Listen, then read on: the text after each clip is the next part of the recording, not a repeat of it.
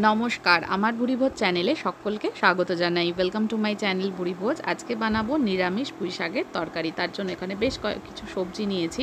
পটল, ঝিঙে, কুমড়ো, বেগুন, আলু আর পুঁই ডাঁটা কেটে নিয়েছি। এখানে পুঁই পাতা রয়েছে, পাতাটা একটু জলে ভিজিয়ে রেখেছি। ফোড়নে দিয়ে দিলাম এখানে 5 ফোড়ন শুকনো লঙ্কা। 5 ফোড়ন শুকনো লঙ্কাটা ভাজা হয়ে গেলে এখানে মুগ ডালটা ভেজে নেব। মুগ ডালটা আমি জলে ধুয়ে রেখেছিলাম আর জলটা ঝরিয়ে নিয়ে তারপরে কড়াইতে দিলাম ভাজতে।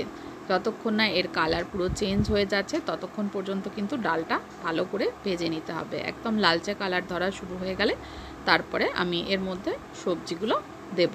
দেখুন কালারটা চেঞ্জ হয়ে যাচ্ছে। এবার আমি দিয়ে দেব এর মধ্যে সবজিগুলো। আবারও বলে দিচ্ছি, সবজির মধ্যে এখানে রয়েছে আলু, বেগুন, কুমড়ো, পটল, ঝিঙে, পুঁই ডাঁটা।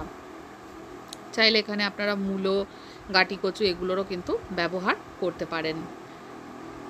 এবার সমস্ত সবজিগুলো ডালের সঙ্গে একটু ভাজা ভাজা করে নেব। এবার এর মধ্যে দিয়ে দিচ্ছি বেশ খানিকটা লবণ, পরিমাণ মতন লবণ আমি দিয়ে দিলাম। পরে কিন্তু আর লবণের ব্যবহার করব না। লবণটা ভালো করে মিক্সড করে নিয়ে সবজিগুলোকে ভেজে নেব। এবার দিয়ে দিলাম এর মধ্যে একটু হলুদ গুঁড়ো। হলুদ গুঁড়োটাকেও ভালোভাবে মিশিয়ে নিয়ে সমস্ত সবজিকে ভেজে নিচ্ছি। পুঁই ডাঁটাগুলো মাঝখান থেকে একটু চিড়ে দিয়েছি। এবার দিয়ে দিলাম এর মধ্যে কাঁচা লঙ্কা, 6-7টা কাঁচা লঙ্কা ভাঙা এর মধ্যে দিয়ে দিলাম। সবজিগুলো 7-8 মিনিট ভেজে নেবার পরে আমি এর মধ্যে পুঁই পাতাগুলো দিয়ে দিচ্ছি। পুঁই পাতাগুলো এবার ভালো করে মিশিয়ে নিয়ে সমস্ত সবজি ভালো করে ভেজে নিতে হবে। দেখুন এগুলো ভাজা হয়ে এসছে। এবার আমি এর মধ্যে দিয়ে দেবো একটু জল দিয়ে সমস্ত সবজি, পুঁই শাক, পুঁই ডাঁটা একদম ভালো করে কিন্তু সেদ্ধ করে নিতে হবে। খুব ভালো করে সেদ্ধ না করে নিলে খেতে ভালো লাগবে না। দেখুন এটা অনেকটাই সেদ্ধ হয়ে এসছে।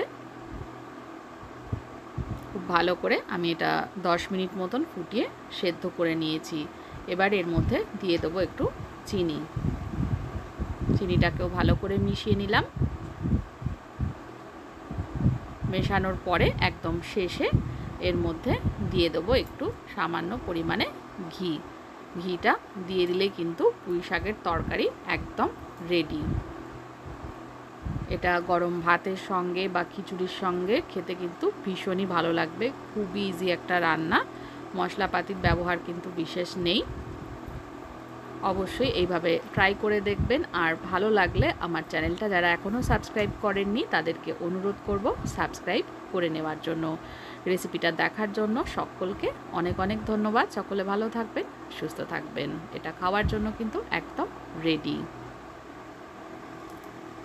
দেখুন এটা দেখতে যেরকম সুন্দর হয়েছে, খেতেও কিন্তু অসাধারণ লাগে। মুগ ডাল দিয়ে পুঁই শাকের ঘন্ট।